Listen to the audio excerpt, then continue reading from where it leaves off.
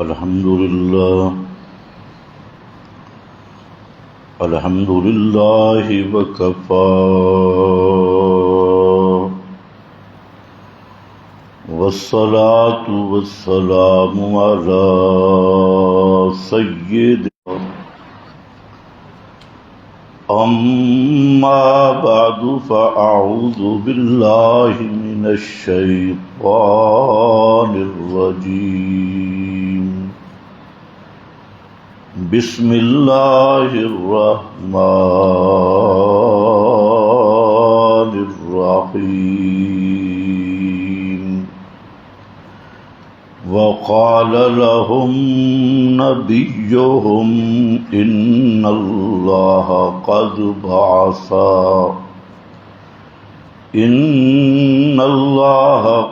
بعث لكم طالوت ملكا سبحان ربك رب العزة عما يصفون وسلام على المرسلين والحمد لله رب العالمين۔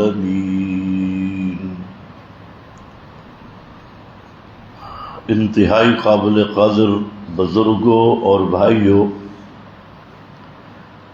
گزشتہ بیان میں آپ حضرات کے سامنے قرآن مقدس کے مقاصد بیان کیے تھے کہ 8 مقاصد 4 ہیں، 4 لوائح ہیں، 8 امور ہیں جن کے متعلق پورے قرآن کی بحث اور قرآن مقدس میں ان کی تفصیل ہے۔ ان میں سے ایک چیز ہے جہاد۔ جہاد کا معنی ہے توحید کی سربلندی کے لیے مشرکوں کے ساتھ لڑنا۔ شریعت میں جہاد کا یہی معنی ہے۔ اس پر میں نے گفتگو کی تھی، اور یہ جہاد عقل، فطرت اور شریعت کا تقاضا ہے۔ عقل بھی، انسانی فطرت بھی اور شریعت بھی، تینوں چیزیں متفق ہیں اس امر پہ کہ جہاد کے بغیر اس دنیا میں امن و سلامتی، عدل و انصاف کا قیام ناممکن ہے۔ یہی وجہ ہے کہ آپ پوری دنیا کی تاریخ اٹھا کر دیکھیں، جو بھی انقلاب آیا، چاہے وہ انقلاب حق کا یا انقلاب باطل کا، وہ قتال کے ذریعے آیا۔ حق کا انقلاب بھی بذریعہ قتال اور باطل کا انقلاب بھی بذریعہ قتال ہی آیا۔ آج سب طاغوتی طاقتوں نے ایک خاص منصوبے کے تحت امت مسلمہ کو جہاد سے کٹ آف کرنے کے لیے اور جہاد سے دور کرنے کے لیے کئی قسم کے ہتھ کنڈے استعمال کیے تاکہ مسلمان نوجوان اس میں جہاد کا جذبہ نہ رہے۔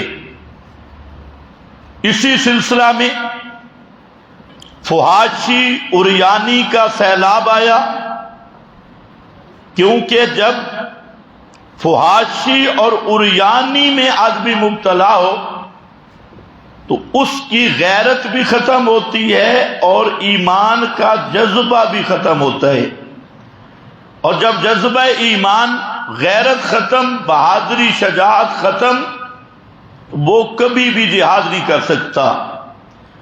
اس لیے پوری دنیا میں طاغوتی تہذیب اس کو مسلط کیا گیا، جس کی بنیاد فحاشی، عریانی، بے حیائی اور ننگا پن ہے۔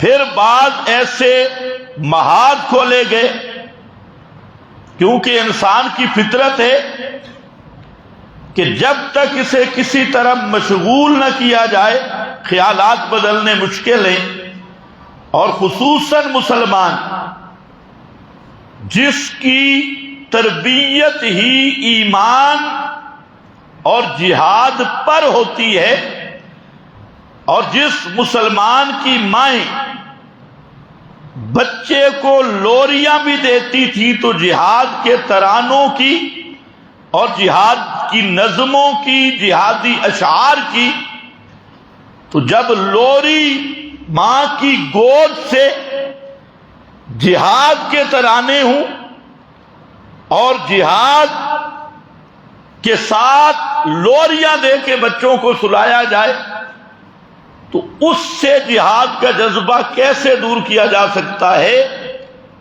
تو انہوں نے فحاشی عریانی اس طرح عام کی کہ آج مسلمان کی ماں وہ بچے کو گانا سنا کر سلاتی ہے، گھروں میں گانے، مسلمان عورتیں، گانے ہیں، ٹی وی ہے، وی سی آر ہے، اور آج کل تو پوری دنیا کا کٹھا بے حیائی نیٹ ورک وہ مسلمانوں کی ماں کے پاس، بہن کے پاس، بیٹی کے پاس۔ تو اب جب وہ فحاشی عریانی، یہ ایک بات تھی کہ ان کی گھٹی میں بے حیائی ڈالی جائے، اور آج ہم دیکھ رہے ہیں اسی طرح ہو رہا ہے۔ اسی طرح اس محاذ کے مقابل بعد کرکٹ کا محاذ کھولا گیا۔ اب کرکٹ ایسی طاغوتی ہتھ کنڈوں میں سے ایسا ہتھ کنڈا ہے، اچھا بھلا دیندار ہے، لیکن اس کی بھی کرکٹ کے ساتھ دلچسپی ضرور ہے، اور کرکٹ کا شوقین ہے۔ جی بھارت اور پاکستان کا میچ ہو رہا ہے، سارے دیکھ رہے ہیں کہ بڑی کوئی جہاد شروع ہوئے، اور وہ میچ ادھر لڑتے ہیں، یہ گدھے کا بچہ ادھر آوازیں نکال رہا ہے، اور وہی ہنگارے، وہی جمپنگ، یہ یہاں خوش بیٹھا ہے کہ واہ واہ ہم جیت، یعنی بالکل تاکہ جہاد کی طرف اس کا ذہن ہی نہ جائے، اور یہ کرکٹ میں ہی پڑا رہے، کرکٹ یا کرکٹ، کرکٹ کرکٹ اسی میں پڑا رہے۔ اب وزیر اعظم سے لے کر چپڑاسی تک اور شیخ الحدیث سے لے کے طالب علم تک وہ سب منتظر ہیں جی کرکٹ کا میچ کب ہوگا، اور یہ دیکھیں گے وہ بلے والے آدھے ننگے، آدھے کپڑے، زنانیاں، بے حیائی، سارا کچھ اس نے ماحول دے دیا۔ اب جو کرکٹ کا شوقی ہے، بلہ اٹھانے والا، تو اسے جہاد کے ساتھ کیا تعلق ہے؟ تو انہوں نے ایک ایسی کھیلیں تلاش کی تاکہ مسلمان کو دوسری طرف متوجہ کیا جائے، جہاد والا وہ سپرٹ نکال دیا جائے، اسی پہ یہ کھیل رہا ہے۔ پھر انہوں نے ایک صوفیوں کی جماعت تیار کی کہ لوگوں کو استنجے کے فضائل بتاؤ، اور چلہ سے روزہ سال اندرون بیرون جب لگا کے آتا ہے، وہ کہتے ہیں جہاد کا معنی ہے استنجا کرنا، اور روٹی کھانا، چلنا پھرنا، یہی جہاد ہے اور کوئی جہاد نہیں۔ اس لیے وہ پھر معنی بھی کرتے ہیں جتنی جہاد والی آتی ہیں وہ اپنے مخصوص گشت پر، مخصوص مشورے پر، مخصوص اپنے ایک نظام پہ فٹ کرتے ہیں، اور وہ بتاتے کیا ہیں کہ نہ ہمیں نظام نہیں بدلنا، ہم نے پہلے اپنے آپ کو بدلنا ہے۔ نہ اپنا آپ بدلے گا اور نہ نظام کی بات ہوگی۔ حالانکہ نظام ہی انسان کو درست کرتا ہے۔ جب نظام ہی نہیں تو کسی کا منہ کدھر ہے، دوسرے کا ادھر ہے، تو وہ منظم کیسے ہوگا؟ تو اس لیے نبی کریم صلی اللہ علیہ وسلم نے پوری زندگی محمد الرسول اللہ کی سیرت، دو ہی چیزیں ہمیں نظر آئی، ایک قرآن اور دوسرا جہاد۔ قرآن اور جہاد یہ دو ہی بنیادیں ہیں سیرت محمد مصطفیٰ کی، اور دنیا کفر اس وقت سے لے کے آج تک اسی نقطے پہ متفق ہے کہ مسلمانوں سے قرآن بھی چلا جائے، جہاد بھی چلا جائے۔ باقی جو مسلمان قرآن کے علاوہ کتابوں والا مسلمان ہے، روایتوں والا مسلمان ہے، اپنے اپنے بزرگوں کی نصاب اور کتابڑیوں والا مسلمان ہے، اس سے کسی کافر کو تکلیف نہیں۔ اور جو صرف استنجے، نماز، روزے والا مسلمان ہے، اس سے کسی کافر کو کوئی تکلیف نہیں۔ امریکہ میں بھی مسجدیں ہیں، برطانیہ میں ہیں، بھارت میں ہیں، پوری دنیا میں آج تک کافر کو تکلیف نہیں ہوئی کہ یہ صوفی استنجا کیوں کر رہا ہے، اس نے ہمارے درخت سے مسواک کیوں کاٹا ہے، یہ رات کو تہجد کیوں پڑھتا ہے، اور یہ وضو کیوں کرتا ہے۔ آپ دیکھ، آج تک کسی کافر کو کوئی تکلیف نہیں۔ اور اگر تکلیف ہے، قرآنی نظام کی بات کرو، قرآنی دعوت کی بات کرو، پھر تکلیف ہے۔ اور اس دعوت اور غلبہ قرآن اور غلبہ توحید کا ذریعہ جہاد، اس کی بات کرو، تجھے برداشت نہیں کر سکتا۔ یہی وہ دو چیزیں تھیں جو اصل میں محمد الرسول اللہ صلی اللہ علیہ وسلم کی زندگی کے مقاصد تھے۔ قرآن مقدس کو پھیلانا، قرآن مقدس کی تعلیم و تدریس اور قرآن مقدس کے نظام کا نفاذ اور غلبہ توحید کا تلوار کے ذریعے، اور اسی راستے سے اس کے مقابل آپ کو انہوں نے دے دیے جمہوریت۔ جمہوریت، اب جمہوریت آ گئی تو اس کے آپ کرشمے دیکھیں، تمہارے ملک کا حال کیا بن چکا ہے۔ یہ سب جمہوریت کے کرشمے ہیں۔ روزانہ ڈرامہ کیا رچایا جا رہا ہے، جمہوریت۔ وہ اس کو کہتا ہے تو ڈاکو، وہ اس کو کہتا ہے تو ڈاکو۔ اس بات میں سارے جمہوریت سچے ہیں۔ ایک جمہوریت کہ یہ طاغوتی نظام والے ایک بات پہ متفق ہیں کہ سارے جمہوریت ڈاکو ہیں، لوگوں کو کس طرف لگایا تاکہ طاغوت کے لیے قربانی دے، نظام محمدی کی بات ہی نہ کرے، غلبہ توحید کی بات ہی نہ کرے۔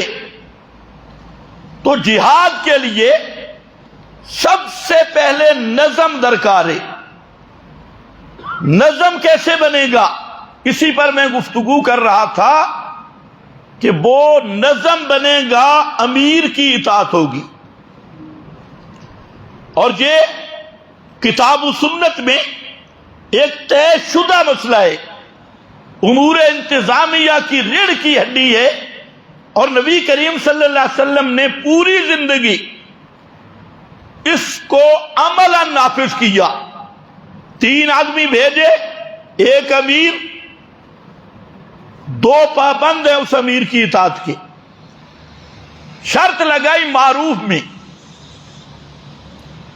معروف میں لا طاعت لمخلوق فی معصیت الخالق، جہاں خدا کی نافرمانی ہو وہاں کسی مخلوق کی اطاعت نہیں، لیکن معروف میں شرط لگائی۔ پھر آپ نے فرمایا کہ لو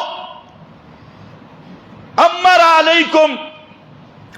علیکم، اگر تم پر ایسا شخص امیر بنا دیا جائے کہ جس کا ناک کشمش کی طرح ہو، یعنی شکل بھی نہ ہو، اور عبدن حبشیہ، حبشی غلام ہو، نہ رنگ نہ شکل، ایسا امیر بنا دیا جائے، فرمایا اس کی بھی اطاعت کرنا واجب ہے۔ اسی طرح بخاری شریف کی وہ حدیث، فرمایا ان بنی اسرائیل تسوسهم الانبیاء، بنی اسرائیل کی قیادت انبیاء کرتے تھے۔ ایک مولوی صاحب کہہ رہا تھا سیاست، اور عوام کو کہہ رہا تھا یہ جو ہم لگے ہیں جمہوریت کے ساتھ، یہ سیاست، التفریق والخیانہ، یہ سیاست الانبیاء ہے، عدل کو قائم کرنا، اللہ کے نظام کو قائم کرنا، توحید کو قائم کرنا، ان اقیم الدین، الدین التوحید، توحید کا اقامت، یہ انبیاء کی سیادت اور یہ انبیاء کی سیاست ہے۔ یہ جو موجودہ منافقت والی سیاست، تشدد اور تفریق والی سیاست، طاغوت کی حمایت والی سیاست، اس سیاست کو انبیاء مٹانے کے لیے آئے، یہ سیاست کرنے کے لیے نہیں۔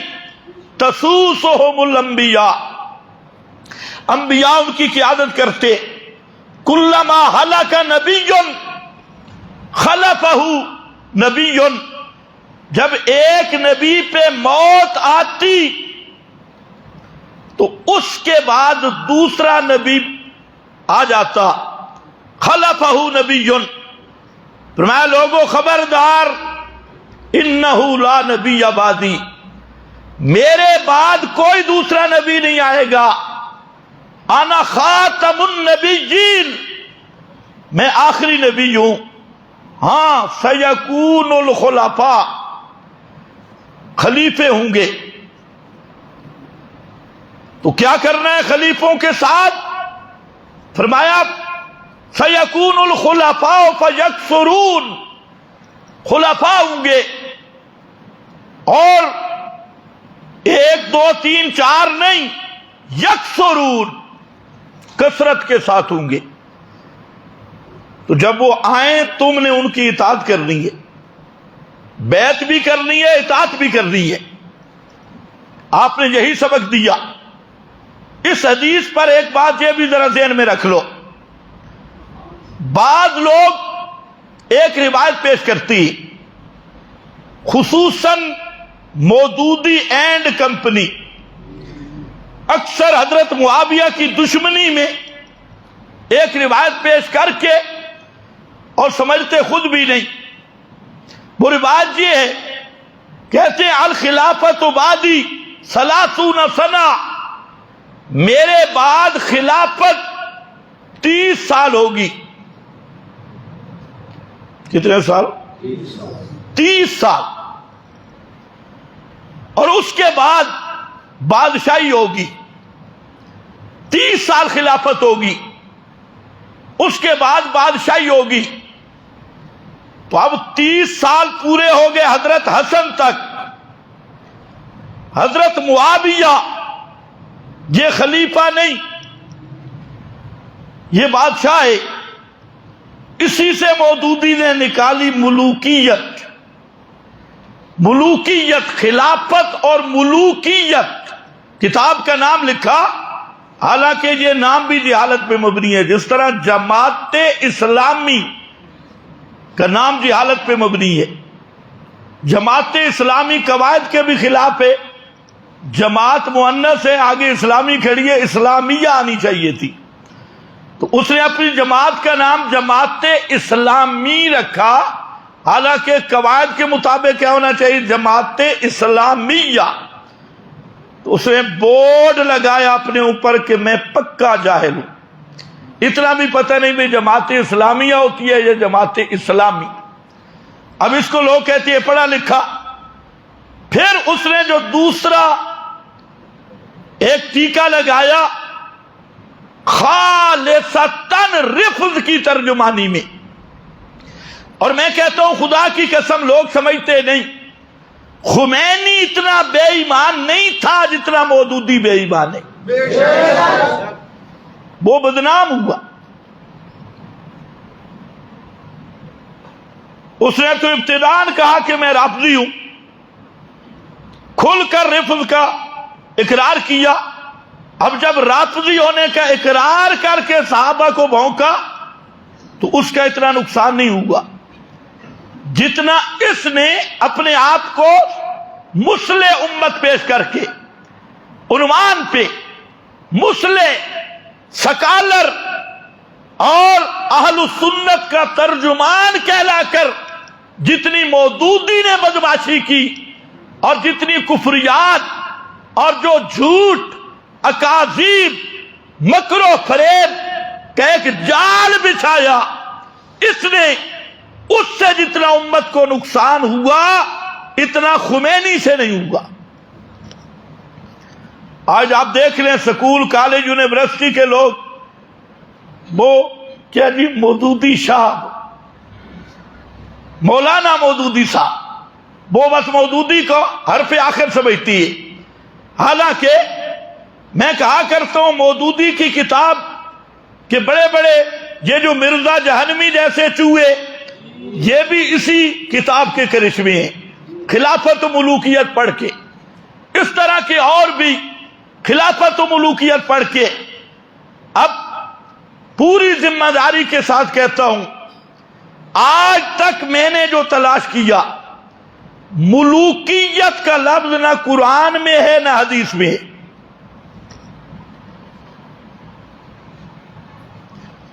اور مودودی صاحب کا دعویٰ کیا ہے؟ کہتے ہیں میں براہ راست قرآن اور سنت سے اخذ کرتا ہوں، قرآن و سنت کے علاوہ میں کسی عالم کی بات نہیں مانتا، نہ کسی مجتہد کی، حتیٰ کہ نہ میں حنفی ہوں، شافعی، مالکی، حنبلی بھی نہیں. میں براہ راست قرآن سے استدلال کرتا ہوں. اس پہ اس نے بڑا زور دیا، لیکن دنیا کا کوئی مودودیہ اس ملوکیت والا لفظ ہمیں قرآن سے دکھا دے. ملوکیت کا لفظ کسی صحیح حدیث سے دکھا دے. اب دعویٰ ہے میں قرآن و حدیث کے علاوہ جاتا کہیں نہیں، اور جو کتاب لکھی اس کتاب میں شروع وہاں سے کیا جو نہ قرآن میں ہے نہ حدیث میں ہے. خلافت ملوکیت، یہ ملوکیت کیا ہوتی ہے بھائی؟ پھر خلافت ملوکیت، ملوکیت اس نے لی ہے ملک سے، لیکن اس کی اپنی اختراع ہے، یہ لفظ کتاب و سنت میں نہیں ہے. تو اب وہاں سے پھر بادشاہی اور خلافت کو مقابل میں کھڑا کیا کہ بادشاہی بری چیز ہے، غیر شرعی چیز ہے، مذموم چیز ہے، اور خلافت محمود چیز ہے.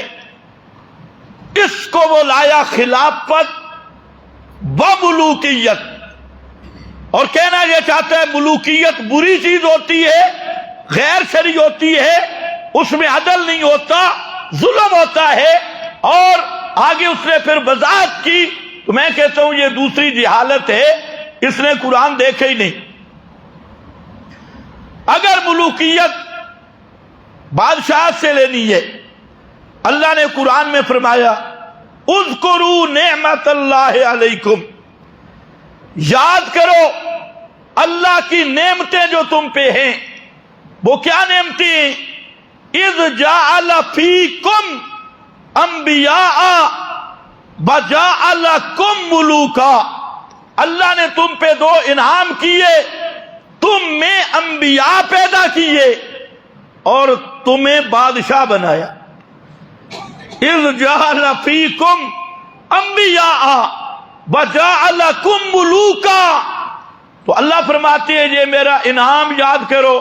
مودودی کہتے ہیں نا ملوکیت جو ہے یہ اللہ کا عذاب ہے، بادشاہت اللہ کا عذاب ہے۔ اللہ فرماتے ہیں میرا انعام ہے، میں نے تمہیں نبی بنایا اور بادشاہ بنایا۔ کسی کو دھوکہ نہ لگ جائے، یہاں لفظ تو آ گیا ملوک کا، یہ ملوک کا لفظ ہے، میں نے کہا ملوکیت۔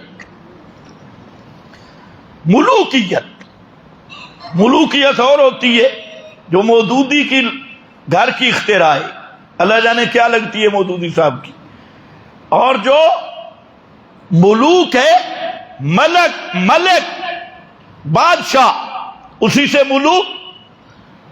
پھر نبی کریم علیہ السلام کو اللہ نے فرمایا قل اللہم مالک الملک، آگے تؤتل ملک کا، اب اس کو کہو نا ملوکیت کہاں سے نکال ذرا۔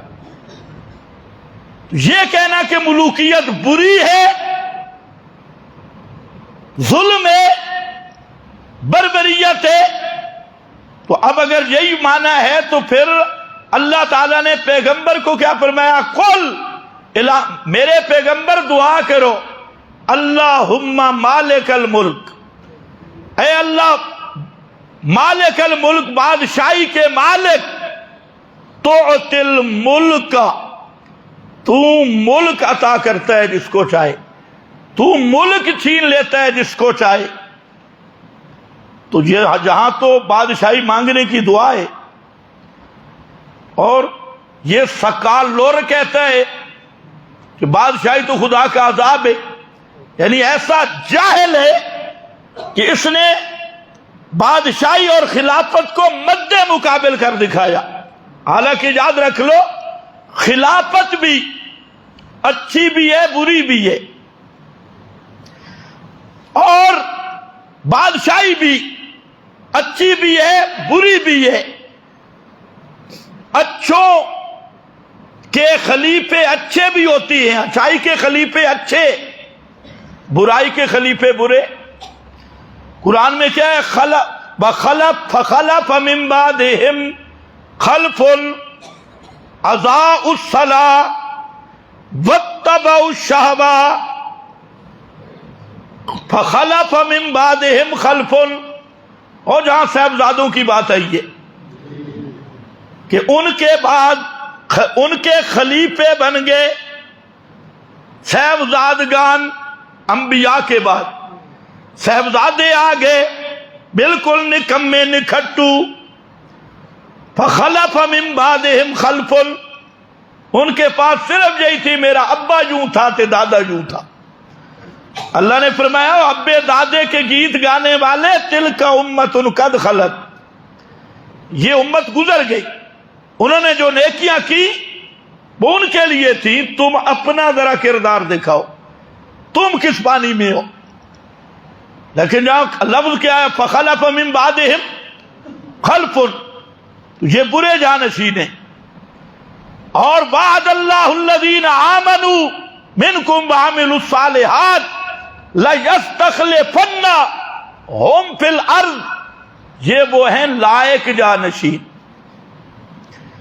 تو خلافت کا لفظ، خلیفہ کا لفظ، اس لفظ میں خصوصیت نہیں۔ اگر خلافت اچھوں کی صحیح خلافت ہو تو وہ خلافت اچھی ہے، محمودہ ہے، اور اگر اچھوں کی محنت کو تباہ کر دیا جائے وہ پھر صرف صاحبزادگی ہے، اور صرف جانشین فلاں تے جانشین فلاں، صرف یہی چلے گا، نالیک جانشین۔ اور اسی طرح بادشاہی اگر عدل و انصاف غلبہ توحید پہ قائم ہے.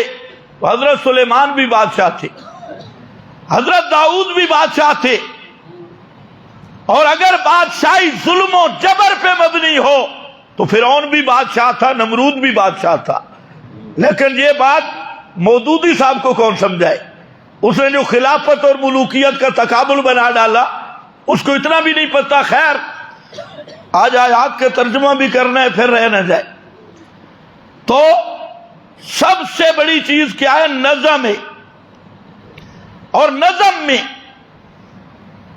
پہلا گروہ جس نے درار ڈالی وہ عبداللہ ابن سبا کی پارٹی تھی.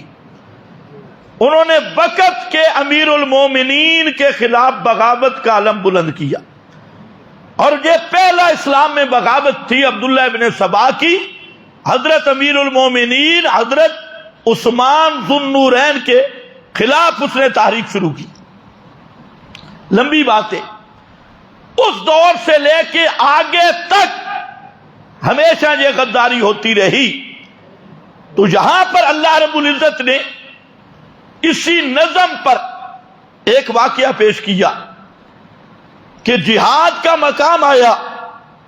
بات بڑی لمبی ہے, میں بالکل مختصر کرتا ہوں کہ بنی اسرائیل حضرت موسیٰ کی وفات کے بعد ان کے نبی جو عام طور پہ کتابوں میں مشہور ہے, ان کا نام ہے شمویل. شمویل پیغمبر ان کے سامنے آئے اور ان کو کہتے ہیں ابعث لنا ملکا. یہ بھی شکر کرو مودودی نے قرآن نہیں پڑھا تھا, نہیں تو یہاں پر بھی لفظ ملکا ہے. مقرر کر دے ہمیں, ہمارے لیے ملکن امیر, ہمارا امیر بنا دے. نقاتل فی سبیل اللہ, تاکہ ہم اللہ کی راہ میں جہاد کریں. یہ واقعہ اس امت کو بتایا جا رہا ہے. اس امت کو سبق دینے کے لیے اور ہدایات دینے کے لیے انہوں نے یہ مطالبہ کیا امیر مقرر ہو تاکہ ہم اللہ کے راستے میں جہاد کریں. اس پر پیغمبر نے آگے سے فرمایا قال هل عصیتم ان کتب علیکم القتال. اچھی طرح سوچ لو, ایسا نہ ہو کہ قتال جہاد فرض ہو اور تم پھر لڑو نہیں. اللہ تقاتلوا, پھر تم لڑائی نہ کرو, کیونکہ نعرے مارنے آسان ہوتی ہیں, میدان میں جانا مشکل ہوتا ہے. باتیں کرنی آسان ہوتی ہیں, عمل کرنا مشکل ہوتا ہے. اللہ تقاتلوا قالوا وما لنا اللہ نقاتل فی سبیل اللہ. ہم کیوں نہیں, کیا ہے ہمیں, ہم کیوں نہیں جہاد کریں گے, اللہ کی راہ میں کیوں نہیں لڑیں گے.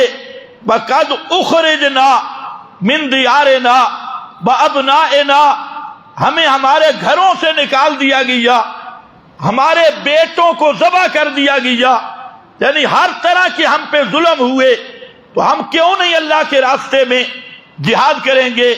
تو اللہ فرماتے ہیں اتنے وعدے کر کے جب جہاد کا حکم ہوا اکثر نے منہ موڑ لیا, تھوڑے سے رہ گئے. پریشان نہیں ہونا, تھوڑے سے رہ گئے, اکثر گئے. یہ ہمیشہ رہا, اکثر صرف نعرے بازی, قائد ہمارے قدم بڑھاؤ ہم تمہارے ساتھ ہیں. اور جب قائد پیچھے دیکھے تو ان کو جاتا ہوا دیکھو. تسلیاں دینے والے اکثر اور ساتھ نبھانے والے وہ قسمت والے ہوتی. اب یہاں قرآن پاک نے میں اس کا ایک اقتباس پیش کروں گا. اگر واقعہ پورا بیان کروں تو کئی جمعے لگ جائیں گے, کیونکہ حاجات کو حل کرنا ضروری ہوتا ہے. تو خیر, یہ اجمال ذکر کیا. اب امیر کے تقرر کی بات آئی. قال لهم نبیہم, پیغمبر نے کہا کہ اللہ تعالیٰ نے مقرر کر دیا تمہارے لیے طالوت کو امیر.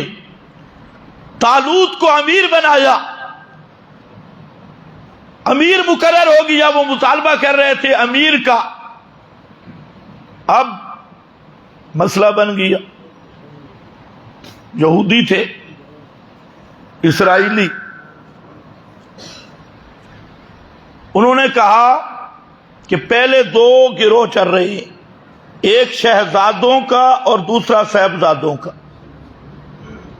توجہ ہے، ایک شہزادوں کا اور دوسرا، ابھی میں نے آیت پڑھی جعل فیکم انبیاء وجعلکم ملوکا، یہ دو لینیں چل رہی ہیں، شہزادے بادشاہوں کے بیٹے اور صاحبزادے، اور صاحبزادے عام نہیں، انبیاء کی اولاد، انبیاء کے بیٹے، یہ دو چل رہے ہیں۔ اور یہ جو طالوت ہے یہ نہ شہزادوں میں سے تھا نہ صاحبزادوں میں سے تھا، توجہ ہے، صاحبزادہ بھی نہیں، آپ بول نہیں رہے، شہزادہ بھی نہیں، صاحبزادہ بھی نہیں۔ اب سارے اکٹھے ہو گئے، انہوں نے کہا نحن احق بالملک منہ، یہ کیا ہو گیا، یہ صاحبزادہ بھی نہیں ہے، شہزادہ بھی نہیں، صاحبزادے ہم میں، انبیاء کی اولاد ہم میں، بادشاہوں کی اولاد ہم میں، اور یہ کیسے امیر بن گیا؟ ہم زیادہ حقدار ہیں امارت کے۔ یہ تھا اصل مدعا، ان یہودیوں کا ذہن یہ تھا کہ یا امیر بنے گا صاحبزادہ یا امیر بنے گا شہزادہ۔ تم بھی ذرا سوچتے رہو، تمہارے اندر بھی یہ ذہن آیا ہوا تو نہیں؟ تبصرہ تو میں نہیں کروں گا، لیکن تھوڑا سا مطالعہ تو کرو۔ آج بھی یہی ہے، یہ صاحبزادہ ہے وہ شہزادہ ہے، اس لیے امیر وہ بنے گا۔ یہی بات ان یہودیوں نے کر دی، انہیں کہا نحن احق بالملک منہ، ہم اس سے عمارت کے زیادہ حقدار ہیں، اس کو ہم نہیں مانتے۔ وَلَمْ يُعْتَ سَاعَةً مِّنَ الْمَالِ، اس کے پاس تو مال ہی نہیں ہے۔ انہوں نے سمجھا بھئی مال زیادہ ہو وہ آدمی امیر بن سکتا ہے، دنیا زیادہ ہو، مال زیادہ ہو۔ قال، پیغمبر نے فرمایا ان اللہ اصطفیٰ علیکم، اللہ نے اس کو منتخب کیا ہے تم پر، اللہ تعالیٰ نے اسے تمہارے لیے امیر مقرر کیا۔ باقی جو تمہارا ذہن ہے کہ امیر یا بڑا وہ ہوگا جو صاحبزادہ ہو یا شہزادہ ہو، تو یہ ذہن ہی غلط ہے۔ اللہ نے ان کو مقرر کیا، کیوں کیا؟ میرٹ پہ مقرر کیا ہے۔ کیوں مقرر کیا؟ میرٹ پہ۔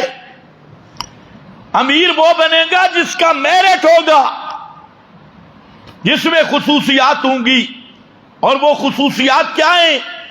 فرمایا وہ ہیں زادہ بسطۃ فی العلم والجسم، اللہ نے اس کو علم میں بھی قوت عطا کی، بڑھایا، اور بہادری میں بھی بڑھایا۔ جسم کا یہ معنی نہیں ہے کہ گوشت زیادہ ہے، جسم کا یہ معنی نہیں کہ موٹا تازہ ہے، نہیں،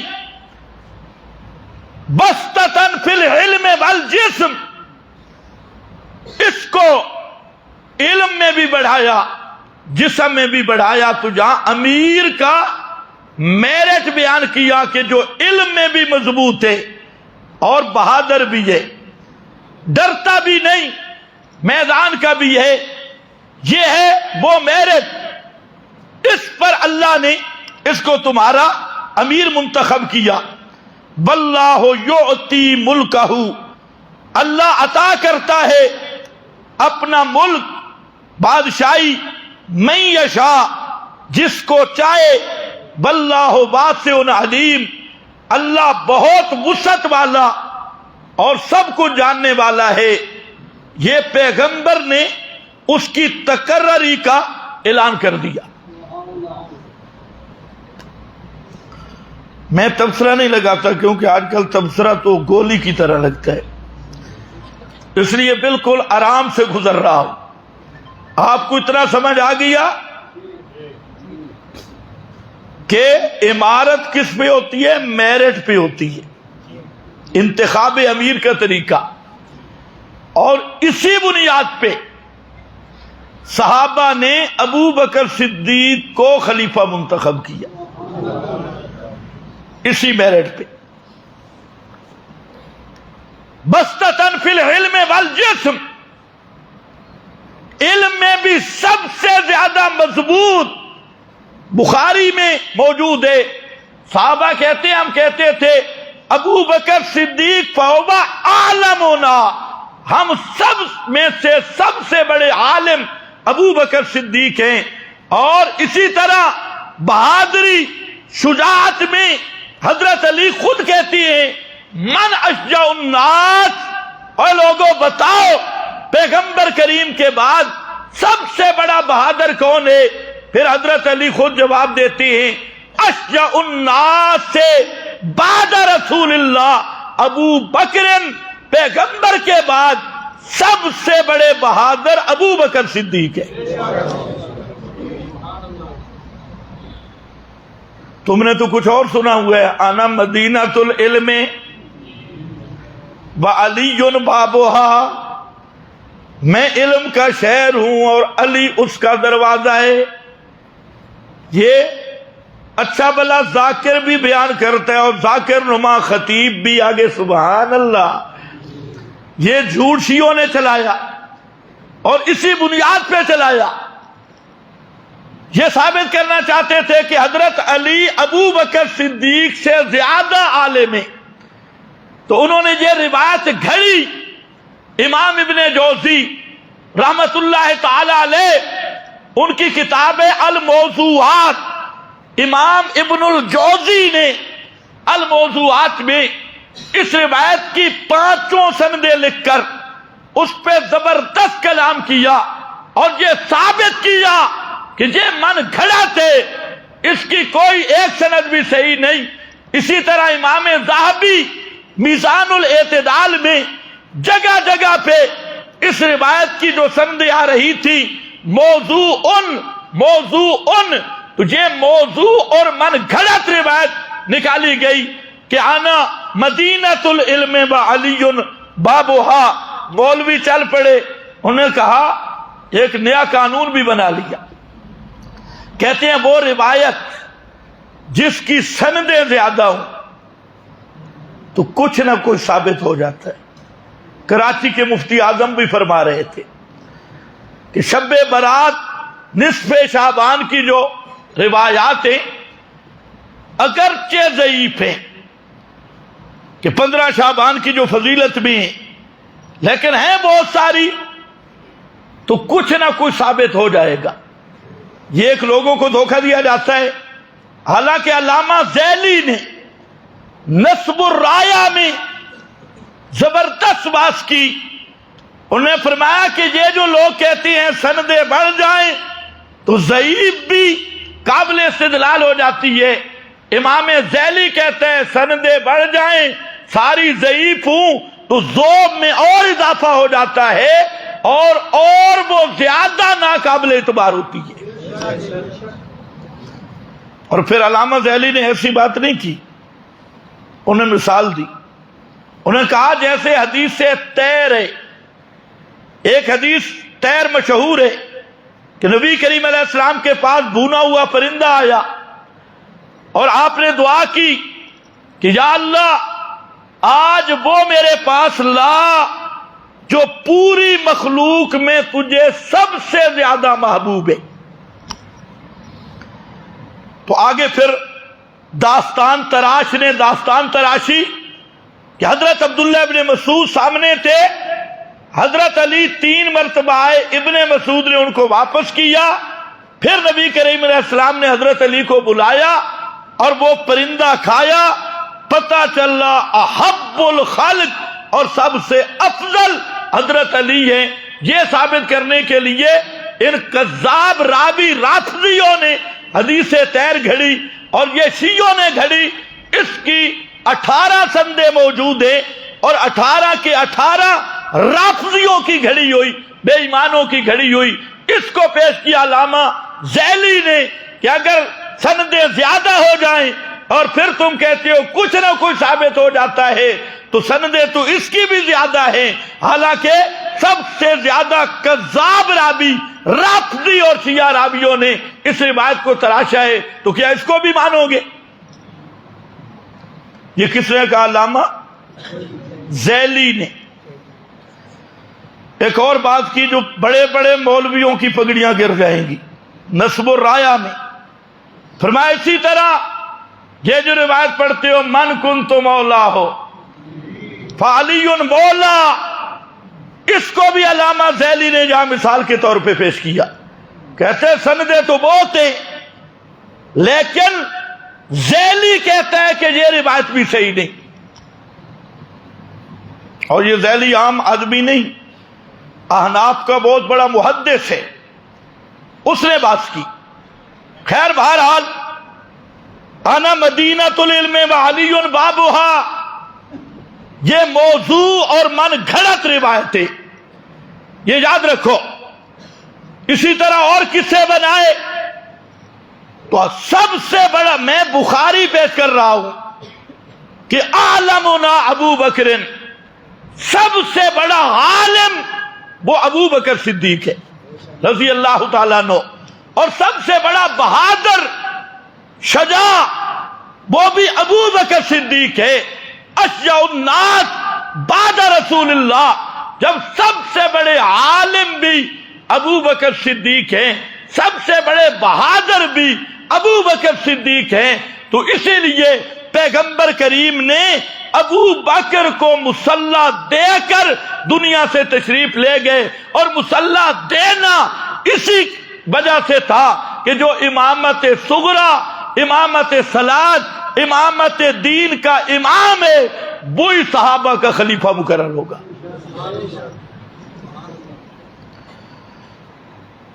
بسطۃ فی العلم بل جسم، لیکن مارکا جو تھا، بزرگ جو تھے پرانے، ان کے ذہن سے اب صاحبزادگی کیسے نکلے؟ وہ کہ نہ جی نہ، یہ تو صاحبزادہ نہیں ہے، یہ شہزادہ نہیں ہے۔ پیغمبر نے فرمایا اللہ نے اس کو مقرر کیا ہے۔ یہ تسلی نہیں ہو رہی، تسلی نہیں ہو رہی، سارے صاحبزادے پیچھے، شہزادے پیچھے، ہماری تسلی نہیں ہو رہی۔ آج بھی لوگ یہ کہتی ہے فلانا ہے نا جی وہ صاحبزادے، ہم اس کو چھوڑ نہیں سکتے۔ واہ، کس محنت کی بنیاد پہ نہیں چھوڑ سکتے؟ تو پھر مولویوں کے صاحبزادے کو نہیں چھوڑ سکتے تو پیغمبر کے صاحبزادے کنان کو کیوں چھوڑ دیا؟ وہاں پر بھی احتجاج کرو کہ تھا تو بے ایمان لیکن ہے تو نبی کا صاحبزادہ نا، ہم اس کو نہیں چھوڑ سکتے۔ یہ کیسی جہالت ہے؟ بڑے بڑے ملا اس میں مبتلا ہے، اچھا بڑا دیندار طبقہ۔ تو بھائی بات یہاں صرف یہ ہے جو کتاب اللہ بتا رہی ہے کہ قیادت وہ کرے گا جو کتاب و سنت کو بیان بھی کر سکتا ہو اور کتاب و سنت کا دفاع بھی کرنا جانتا ہو، اسی کی قیادت ہے۔ خیر، لیکن خوشامدیوں کے ذہن سے بات کیسے نکلے؟ انہوں نے کہا جی ہماری تسلی نہیں۔ فرمایا تمہاری ان آیت ملک ہی ان یاتیکم التابوت، ان کا ایک صندوق تھا لکڑی کا بنا ہوا، اور اس میں کچھ چیزیں تھی، تورات کے کچھ اوراق تھے، اور حضرت موسیٰ کا عصا معروف ہے، روایت اسرائیلی ہے، کوئی چیز تھی، اتنا قرآن نے بتایا بقیۃ مما ترک آل موسیٰ، بعض چیزیں اس میں تھی، کوئی تورات کا نسخہ تھا اور اس طرح کی چیزیں تھی۔ تو جنگ میں دشمن اس پہ قبضہ کر کے لے گیا تھا، اس تابوت پہ، اور وہ دشمن کے قبضہ میں تھا۔ اب یہ میدان جہاد ہے تو اس صندوق کا وہ پہرا دیتے تھے، جہاں تورات کی وجہ سے کہ اس میں تورات تھی. تو اب پیغمبر نے فرمایا کہ چلو اس کی علامت کے طور پہ اللہ تعالی اس جو صندوق ہے تابوت، اس کو خرق عادت طور پہ تمہارے سامنے لائے گا. تو یہ علامت ہوگی اس کی عمارت کی کہ یہ واقعی من جانب اللہ مقرر شدہ امیر ہے، اس کی اطاعت کرنا. ایاتیکم التابوت فیہ سکینۃ من ربکم. اب یہ سکینہ کا لفظ آیا اور چڑھ گیا بزرگوں کے ہاتھ، الامان والحفیظ. انہوں نے سکینہ کو پتہ نہیں کیا کیا کر دیا. جی بلی تھی، بلی کی طرح اس کی دم تھی، کوئی جانور تھا، وہ کلام کرتا تھا. وہ دوسرے غار والے جار آگے کہ سکینہ وہ کیا تھا، ہمارے 12 اماموں کے شناختی کارڈ تھے. لفظ سکینہ آ گیا اس تابوت میں. حالانکہ سکینہ کا معنی کیا ہوتا ہے قرآن نے خود بیان کیا ہے. سکینہ کا معنی ہوتا ہے اطمینان، تسلی، وقار. وہ جو ان کا دل نہیں مطمئن ہو رہا تھا صاحبزادوں کے بغیر کہ وہ انبیاء کی اولاد کو چھوڑ کر، بادشاہوں کی اولاد کو چھوڑ کر دوسرے کو بنایا امیر، تو اس پر علامت مقرر کی گئی کہ وہ جب تابوت خرق کے عادت طور پہ آئے گا تو تمہارے دل مطمئن ہو جائیں گے. سکینہ کا یہ معنی ہے کہ دل مطمئن ہوں گے. جیسے قرآن پاک میں حضرت صدیق اکبر رضی اللہ تعالی عنہ کے اس حزن کا ذکر کیا غار ثور میں، اور پھر ان اللہ معنا فانزل اللہ سکینتہ علیہ. اللہ نے اپنی سکینہ، سکون، وقار، تسلی وہاں نازل کر دی. صدیق کے ذہن میں جو وہ ایک بات تھی کہ مشرکین کہیں پیغمبر کریم کو دیکھ نہ لے، اس وجہ سے صدیق کا دل کانپ رہا تھا. اللہ نے سکینہ نازل کر کے صدیق کے دل کو سکون بخش دیا. اسی طرح حدیبیہ کا مقام ہے کہ جب کمزور شرطیں مانی گئی تو صحابہ تو میدان کے عزمی تھے، پیغمبر کے سامنے بول تو نہیں سکے، لیکن دلوں میں یہ بات ہے کہ ہم نے یہ کمزور شرطیں کیوں مانی مشرکوں کی. وہ جو صلح حدیبیہ ہوئی تھی اس میں تو وہاں پر بھی اللہ نے سکینہ کا لفظ ذکر کیا. پیغمبر پہ بھی سکون، صحابہ پہ بھی سکون. تو یہ اضطراب کے مقابلے میں ہے، دل کی حیرانگی کے مقابلے میں ہے. تو یہاں سکینہ کا کیا مطلب؟ وہ مطمئن نہیں ہو رہے تھے کہ یہ امیر کیسے بن گیا. فرمایا وہ صندوق آئے گا خرق کے عادت طور پہ، فرشتے اٹھا کے لائیں گے جس کے آنے کی تمہیں امید ہی نہیں، اور اس صندوق کا آنا یہ تمہارے لیے اطمینان کا سبب ہوگا. جہاں بلی کی کیا ضرورت ہے؟ کئی لوگ ہوتے ہیں وہ صرف دیکھتے ہیں لکھا ہوا کیا ہے. ابن جریر نے لکھا ہے، طبری نے لکھا ہے، لیکن افسوس یہ ہے کہ خود ابن جریر طبری کون ہے اب تک اختلاف چلا ہے.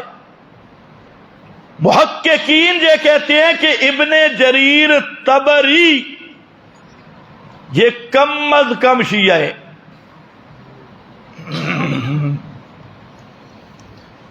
بھئی میں تو قول نقل کر رہا ہوں.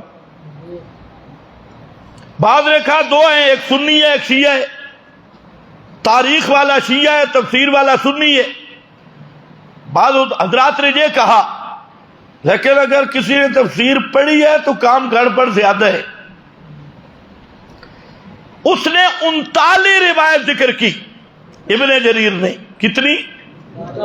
39 روایات ذکر کی حضرت یوسف کے متعلق کہ معاذ اللہ حضرت یوسف زنا کے لیے، بدکاری کے لیے تیار ہو گئے تھے. 39 روایتیں لکھی، اور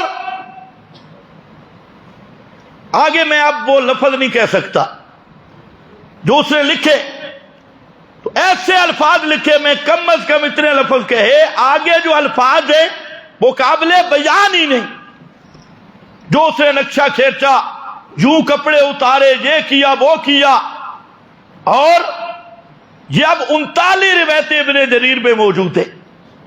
کیا خیال ہے، ان 39 روایتوں کو مانیں گے؟ ان سردوں والوں سے بھی پوچھ لو، 39 سندیں آ گئی۔ آج کل تو مولوی کو 2 سندے ملے تو کہتے ہیں دلیل نمبر 1 سے دلیل نمبر 2، یہاں تو دلیل نمبر 39 بن گئی ہے۔ 39 روایات لایا، اور یاد رکھو خالص جھوٹ پہ مبنی۔ آگے ایک اہل حدیث محقق ہے، اس نے تخریج کی ہے، اس میں سندیں جب آئیں کہتے ہیں صحیحٌ صحیحٌ صحیحٌ۔ واہ اہل حدیث، کیا اللہ تجھے کچھ کھوپڑی بھی دے دیتا نا، تھوڑا سا عقل بھی دے دیتا، یہی کمزوری ہے۔ اس کو یہ نہیں پتا کہ صحیح حدیث ہوتی کیا ہے۔ صحیحٌ صحیحٌ صحیحٌ صحیحٌ 15 کے ساتھ، 15 روایتوں کے ساتھ، ان سے زیادہ صحیحٌ حسنٌ صحیحٌ حسنٌ۔ صحیح حدیث وہ ہوتی ہے جو سب سے بڑی شرط ہے فقہاء اور محدثین کی کہ حدیث صحیح وہ ہوتی ہے جو کتاب اللہ سے نہ ٹکرائے، جو کتاب اللہ کے مقابل ہے، اس کو صحیح حدیث کہنا یہ اپنے پاگل پن کے اظہار کرنے کے مترادف ہے۔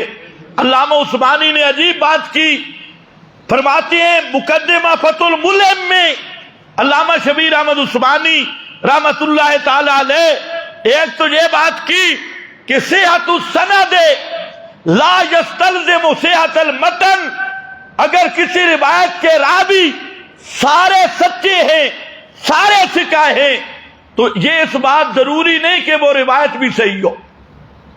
ایک دوسرا انہوں نے کہا کہ یار عجیب بات ہے، ایک ضابطہ علم حدیث کا کہ بڑا زیادہ ثقہ راوی اوثق راوی یا ثقہ راوی کا خلاف ایک غیر ثقہ راوی کرے تو اس کو کہہ دیتی ہیں یہ شاذ ہے، کہ ایک ثقہ راوی کی مخالفت غیر ثقہ راوی کر رہا ہے۔ اور علامہ عثمانی کہتے ہیں بتاؤ جس روایت کی مخالفت قرآن کرے وہ شاذ نہیں ہوگی، اللہ کے کلام کے مقابل ہو۔ تو اب ان اہل حدیثوں کو بھی اللہ ہدایت دے۔ یہ وہی دیکھتے ہیں بابا مکھی تے مکھی فوجی والا خط بنائے صحیحٌ صحیحٌ صحیحٌ صحیحٌ، پتہ نہیں بھئی صحیح کہتے کس کو ہے۔ تو اس لیے یاد رکھو حدیث کا اصل میزان وہ کتاب اللہ ہے۔ جو حدیث کے عنوان پہ روایت قرآن سے ٹکرا جائے وہ پیغمبر کا فرمان نہیں ہوا کرتا۔ اب قرآن نے بیان کیا حضرت یوسف کی عصمت کو، قرآن نے جو بیان کیا، اور اللہ نے گواہ پیش کیے کہ جو زلیخا تھی اس نے بھی شہادت دی کہ میں نے کوشش کی، لیکن یہ جو تھا یہ بالکل بچ گیا۔ ٹائم نہیں میں اس پہ بات کروں، صرف اشارہ ہے۔ زلیخا نے صفائی دی، جو صاحب معاملہ تھی، وہ تو کہتی ہے استعصما، عاصمہ بھی نہیں، استعصما، بال بچ گیا۔ اور وہ جو زنان مصر تھی، بادشاہ نے ان کو سامنے بلایا، اور سامنے بلا کے سوال کیا کیا؟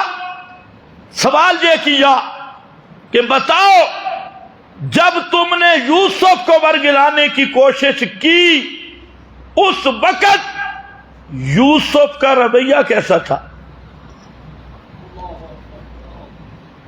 یہ بڑا نازک سوال ہے، کیونکہ اچھے بھلے صوفی بھی پہلی نظر تو کیونکہ دوسری منع ہے. ایک بزرگ بیان کر رہا تھا وہ دوسری نظر منع ہے. آگے اس کی توجیہ پیش کی، جب پہلی پڑھے تو ہٹانی نہیں ہے، اچھی تعبیر پیش کی. تو اس وقت رویہ کیا تھا؟ آگے سے زنان مصر نے حضرت یوسف کی شہادت دی، حتیٰ کہ امام راضی پہ خدا کی رحمت ہو. امام راضی کہتا ہے اوے اللہ کو مانتے ہو تو اللہ نے یوسف کی عصمت بیان کی، اور اگر ابلیس کے پیروکار ہو نا تو ابلیس نے بھی یوسف کی عصمت بیان کی. اور تم لگے ہو 39 روایتوں کے پیچھے صحیح صحیح صحیح صحیح صریح قرآن کے خلاف. خیر، سکینۃ من ربکم، تسلی تمہارے رب کی طرف سے، یہی تسلی تھی. بقیۃ، اور کچھ بقیہ چیزیں تھی، مما ترک آل موسیٰ بآل ہارون، جو آل موسیٰ آل ہارون نے چھوڑا تھا.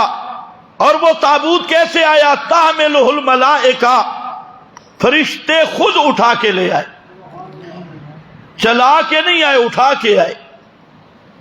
جہاں پر بھی گپے لکھی ہیں، ڈاند آئی،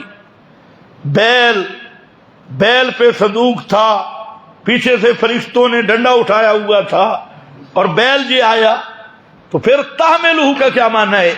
تحملہ کا معنی ہے فرشتے خود اٹھا کے لے آئے.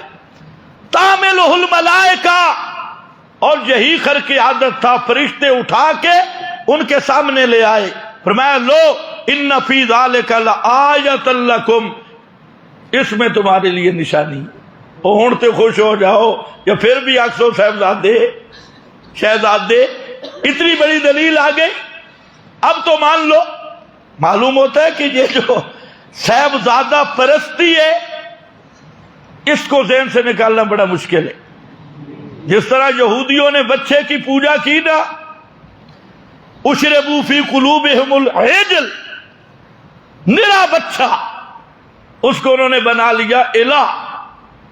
اب بعد میں توبہ بھی کی، لیکن آج تک بچہ نہیں نکلا. بچہ سمجھتے ہو؟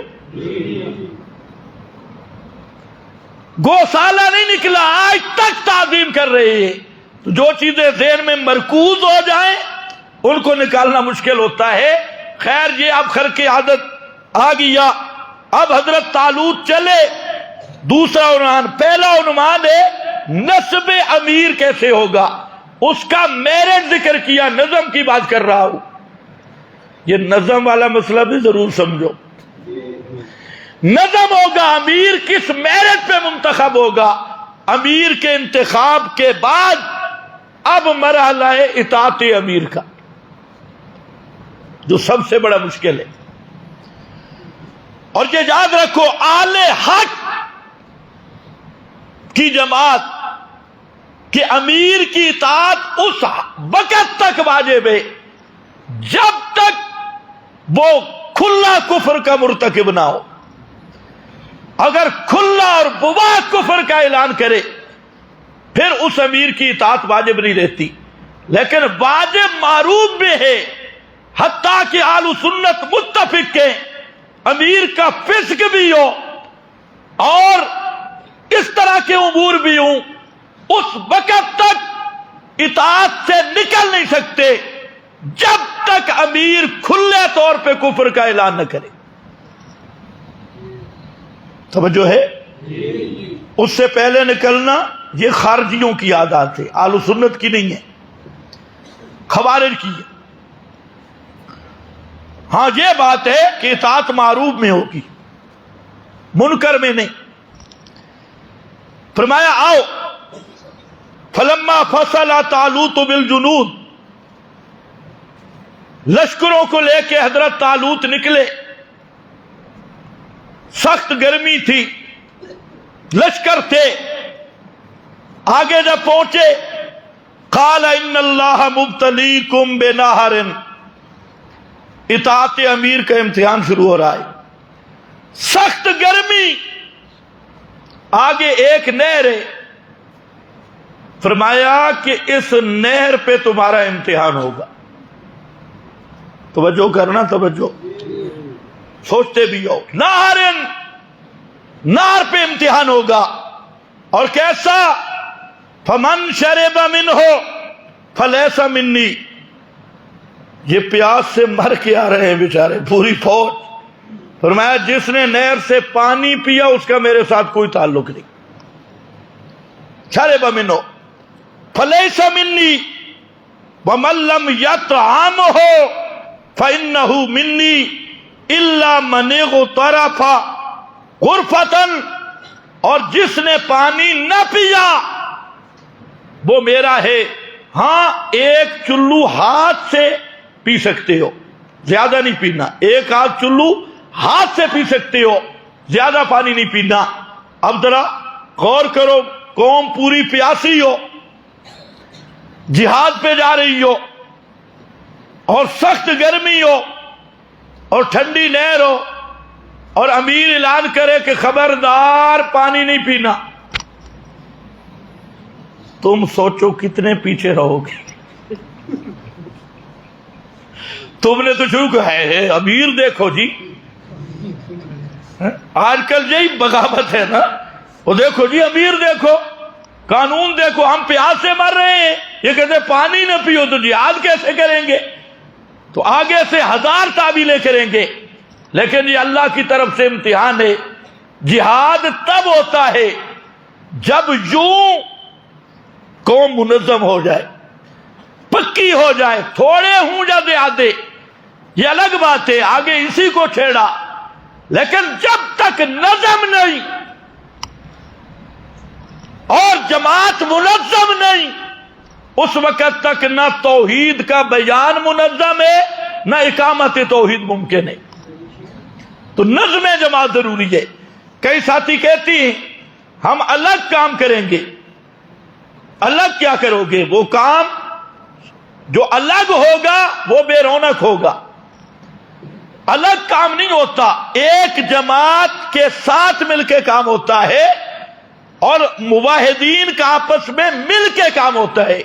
اگر مواحدین ایک دوسرے کے گریبان پکڑنا شروع کر دے، اور چھوٹے چھوٹے مسائل پہ، لمبے چوڑے مسئلے بھی نہیں، یہ اس پر وہ اس پر، تو یہ توحید کا نقصان کر رہے ہیں، اور مشن توحید کا نقصان ہو رہا ہے. تو بڑے مقصد کو دیکھ کر اسی لیے قرآن نے کتنا زور دیا کہ کنتم اعداء، تم دشمن تھے، تم سارے دشمن تھے، تم متفرق تھے. اور اللہ نے کیا کیا؟ اصبحتم بنعمتہ الف بین قلوبکم، اللہ نے تمہارے دلوں کو جوڑ دیا. یہ جوڑ پیدا کرنا کس کا کام ہے؟ ہاں، ہمارے ریمنڈ والے دوستوں کو بھی سمجھا دو. انہوں نے کہا جوڑ پیدا کرنا ہمارا کام ہے. اور اللہ نے پیغمبر کو کیا فرمایا؟ میرا پیغمبر مسئلہ بیان کر تے پرواہ نہ کر، یعنی توڑ پیدا کر. انبیاء اور انبیاء کے وارثوں کا کام ہے مسئلہ حق بیان کر کے توڑ پیدا کرنا. نیا جملہ آ گیا، غور کرنا. توڑ تو پیدا کر توحید کی بنیاد پہ. اسی لیے مشرک کے پیچھے نماز نہیں، اسی لیے مشرک کا جنازہ نہیں، اسی لیے مشرک کے لیے بخشش کی دعا نہیں، اسی لیے بتروں میں نخلا و نتروں کو میں یفجرک کہ ان کو کہ میرا ریونڈ بھائی صاحب یہ ذرا دکھا بتروں میں پڑھتا ہے کہ نہیں پڑھتا نخلا و نتروں کو. لیکن ان کو بتانا نہیں ہے کہ انہیں ترجمہ آ گیا تو بتر بھی گئے، بتر بھی توڑ پیدا کر رہے. نخلا و نتروں کو، یہ تو پورا قرآن توڑ پیدا کر رہا ہے. توڑ تو پیدا کر، لیکن کر کیسے؟ توحید کی بنیاد پہ، سنت کی بنیاد پہ. مشرک کو جدا کر دے، بدعتی کو جدا کر دے. صحابہ تو اتنے سخت تھے، بدعتیوں کے سلام کوئی دیتا کہتے میرے سلام نہ دینا، سمعت انہ بدعی، میں نے سنا ہے وہ بدعی ہے۔ تو تے بدعیاں دی خوشامد کرنا سعادت سمجھتا ہے، آخرت دی نجات۔ توجہ ہے؟ جوڑ پیدا کرنا کس کا کام ہے؟ جب اور جوڑ ہوگا خالص مباہدین میں، الف بین قلوبکم فاصبحتم بنعمتہ اخوانا، تم اللہ کی نعمت سے بھائی بھائی بن گئے تو تم بھی بھائی بھائی بن جاؤ۔ کونوا اخوانا، آپس کی رنجشیں، اختلافات، بغض، جو جاہلیت کے جذبات ہیں یہ ختم کر دو، اور توحید و سنت کی بنیاد پہ ایک دوسرے کا تعارف ہو، نہ ذات، نہ پات، نہ علاقہ، نہ زبان، ایک ہی چیز پہ اکٹھے ہو جاؤ، اللہ کی توحید، پیغمبر کی سنت، یہی کتاب و سنت کا پیغام ہے جو پوری دنیا کو ایک پلیٹ فارم پہ جمع کر سکتا ہے، اور یہی وہ جوڑ کا پیغام اس لحاظ سے ہے کہ جوڑ مباہدین میں ہوگا۔ مشرکوں کے ساتھ جوڑ کرنا اپنے ایمان کو ضائع کرنے کے مترادف ہے۔ خیر آؤ، وقت بڑا کم ہے، امتحان شروع ہو گیا جی۔ اور جو سرکش ذہن تھے انہوں نے کہا امتحان دیکھو، ہم پیاسے مار رہے ہیں کہ پانی نہیں پینا، یاد کیا کریں گے؟ کوئی تک ہے جی، ہماری سمجھ میں بات آتی نہیں، پانی کیسے نہ پیے؟ کیا وجہ ہے؟ پانی نہر ختم ہو جائے گی۔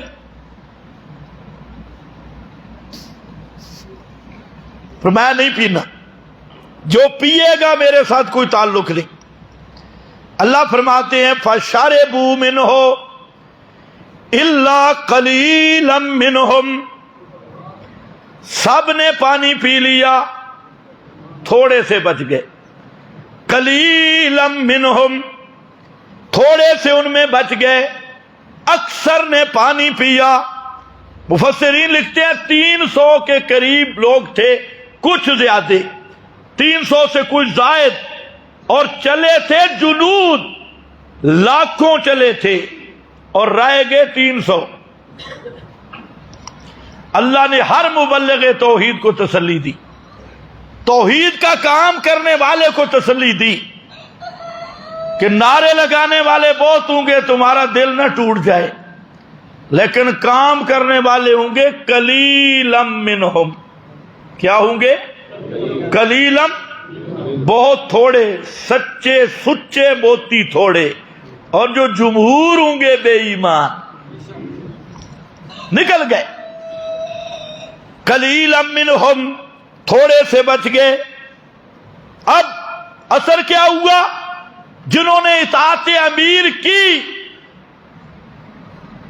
پانی نہیں پیا، وہ 300 تھے یا 313 تھے، اور جنہوں نے پیا وہ زیادہ تھے۔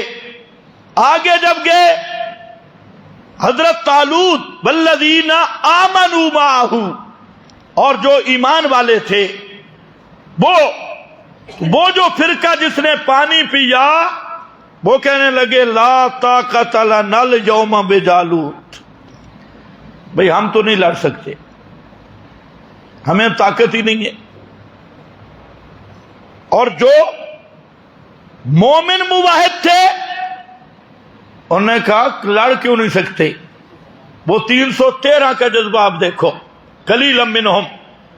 انہوں نے ایک جملہ کہا، اور اگر کوئی تاریخ کا طالب علم ہو تو پوری تاریخ اٹھا کے دے، جتنے صحابہ کمانڈر تھے صرف وہ جملہ پڑھ کے سناتے تھے، کوئی لمبی چوڑی تقریریں نہیں کرتے تھے جہاد میں۔ وہ جملہ کیا؟ انہوں نے کہا کیوں؟ کم من فئۃ قلیلہ غلبت فئۃ کثیرۃ باذن اللہ، باذن اللہ۔ اور کیا ہو گیا؟ تمہیں آگے لاکھوں ہیں اور تم تھوڑے ہو۔ فرمایا قلت اور کثرت یہ معیار نہیں غلبے کا، نصرت اور غلبہ یہ ہوتا ہے باذن اللہ، اللہ کے اذن کے ساتھ۔ یہی وہ آیت ہے جو پورے صحابہ کے جہاد میں چلی ہے۔ جہاں بھی صحابہ تھے کہیں 10واں حصہ 10 گنا کافر زیادہ، کہیں 20 گنا کافر زیادہ. اور جب دیکھتے کمانڈر ایک ہی آیت پڑھتا، کم من فئۃ قلیلہ غلبت فئۃ کثیرہ. آج ایٹم بم بھی تیرے پاس ہے، دنیا کی بہترین فوج بھی تیرے پاس ہے، اور تیری حالت کیا ہے؟ امریکہ کو سجدہ کر رہا ہے، برطانیہ اسرائیل کے سامنے جھکا ہے. اس لیے تعداد زیادہ ہے لیکن ایمان کوئی نہیں، ایمان کوئی نہیں. ان کے پاس وردیاں نہیں تھی لیکن ایمان تھا، ان کے پاس تمغے نہیں تھے لیکن ایمان تھا، ان کے پاس ٹینک اسلحہ نہیں تھا، ایمان تھا. اور ایمان والے کیا کہتی ہیں؟ کم من فئۃ قلیلہ غلبت فئۃ کثیرہ. تعداد کو نہ دیکھو، کتنی تھوڑی جماعتیں بڑی جماعتوں پہ غالب آئیں. اور کیسے آئیں؟ بِإِذْنِ اللہ، اللہ کے اذن سے. وَاللَّهُ مَعَ الصَّابِرِينَ، اللہ صبر کرنے والوں کے ساتھ ہے. ڈٹ جاؤ، ڈٹ جانے والوں کے ساتھ ہے. تو حاصل کیا نکلا؟ مسئلہ یہ آیا کہ توحیدیوں قلت سے نہ ڈرو، ہم کم ہیں وہ زیادہ ہے. نہیں، مخلص بن جاؤ اور قانون کے پابند بن جاؤ تو اللہ غلبہ دیتا ہے خاص اپنی نصرت سے. آخری جملہ جو جہاں سنانا مقصود ہے، مجاہدین کون تھے؟ تعویذ لکھنے والے نہیں. آج تو مجاہد بنے بیٹھے ہیں، انہوں نے تنظیمیں بنائی، اس سے بھی چندہ اس سے بھی چندہ. بھئی تمہارا امیر صاحب کیا کرتا ہے؟ وہ جن نکال رہا ہے، تعویذ لکھ رہا ہے، تعویذوں والا امیر ہے. اور تیرے جو بے ایمان کیا جہاد کرے گا؟ اڈے والا. یہ ہمارا فلانا امیر ہے. پہلے یہ تو دیکھ اس میں توحید ہے صحیح. اگر توحید نہیں، خدا کی قسم اس مجاہد اور ابو جہل میں کوئی فرق نہیں ہے. سارا فرق توحید کا ہے. مشرک مجاہد نہیں ہوتا. اس لیے تنظیمیں جب آپ کے پاس آتی ہیں نا چندہ لینے کے لیے تو کہ خیر ہے جی مجاہد ہے دے دو. کبھی تحقیق کی ہے کہ یہ کون سا مجاہد ہے؟ ابو جہل کی طرح ہے جس کا اپنا عقیدہ گندا ہے، وہ کیا جہاد کرے گا؟ کبھی آ جاتے لشکر شیبہ والے، کبھی دیکھیں یہ جہاد کیا کراتے ہیں، رفع دین کی ٹریننگ ہے، خلف الامام آمین بالجار کی. اس لیے خدا کے لیے شر کا معاون نہ بن، خیر کا معاون بن. شر کا معاون بنے گا تو وہ شر جاری ہوگا اور اس کا وزر تجھے ملے گا. خیر کا حامی بنے گا، توحید کا حامی بنے گا، اپنا پیسہ توحید پہ لگائے گا تو وہ تیرے لیے ذخیرہ ہوگا اللہ کے ہاں.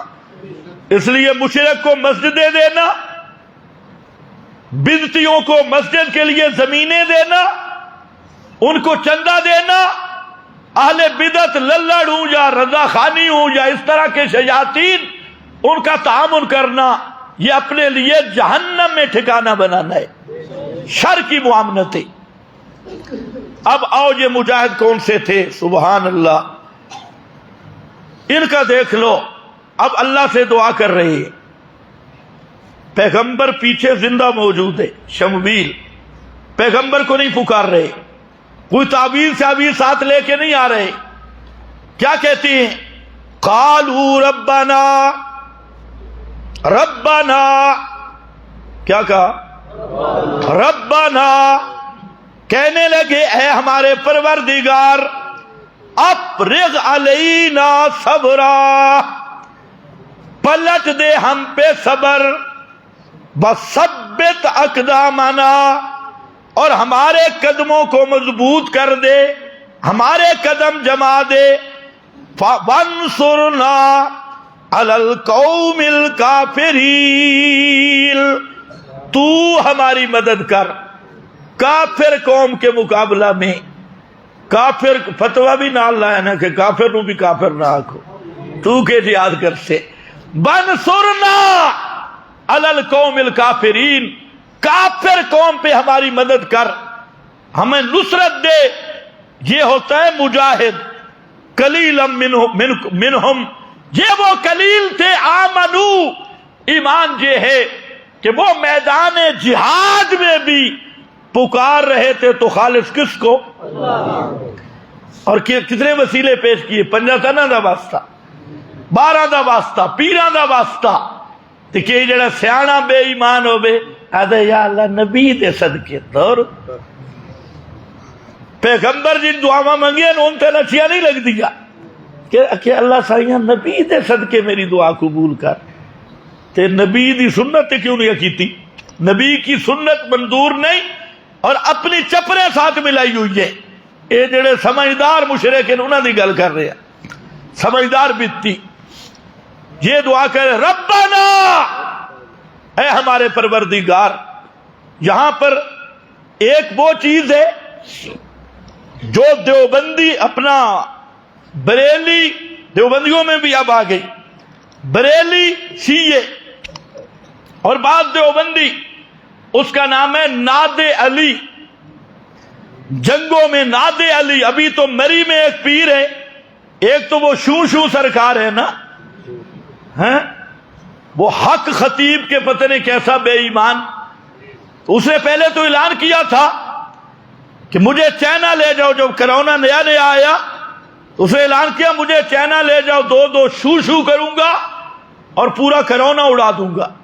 کرونا جب پاکستان آیا تو دربار بند کر کے خود بھی غائب ہو گیا، چھپ گیا وہ فراڈی۔ اس طرح مری کے اور چند، ایک دیوبندی بھی ہے ماشاءاللہ، وہ جن نکالتا ہے ناد علی پڑھ کے، ناد علی جنگوں۔ وہ ناد علی کیا ہے؟ انہوں نے ایک جھوٹ گڑا کہ خیبر میں نبی کریم علیہ السلام نے حضرت علی کو بلایا، حضرت علی مکہ میں تھے، مدینہ میں تھے، آپ خیبر میں تھے، تو آپ نے علی کو بلایا۔ ناد اللہ نے فرمایا میرے پیغمبر ناد علی مظہر العجائب کل غم وہم سینجلی، یا علی یا علی یا علی۔ یہ کیا ہے؟ ناد علی، ناد علی، علی کو پکار، علی کو پکار، ہر غم ہر دکھ چل جائے گا، علی کو پکار اور کہ یا علی یا علی یا علی۔ ان بے ایمانوں سے کوئی پوچھے یہ اللہ نے وظیفہ پیغمبر کو دیا تھا اور کہہ کہ پیغمبر نے کہا یا علی یا علی آ، تمہیں سمجھ کوئی نہیں آیا؟ اگر پیغمبر کا بھی علی مشکل کشا ہے تو یہ ہے ناد علی۔ دکانوں میں بھی آپ کو ملے گا، بریلویوں میں بھی ملے گا، شیعوں میں بھی ملے گا۔ سنو، ناد علی دنیا کا کوئی رافضی اس ناد علی کو اپنے کسی ایک امام سے ثابت کرے، یہ بڑا زہریلا ٹیکہ ہے۔ ایک امام سے لاؤ، حضرت علی سے لے کے تمہارا وہ جو مذعومہ امام ہے 12واں جو ابھی پیدا ہی نہیں ہوا، تم نے پہلے کہا یولدو ہے بولے دا، وہ 12واں امام، اس تک اگر کسی رافضی میں جرأت ہو تو ناد علی والا وظیفہ بسند صحیح 12 اماموں میں سے کسی ایک امام سے ثابت کرنا۔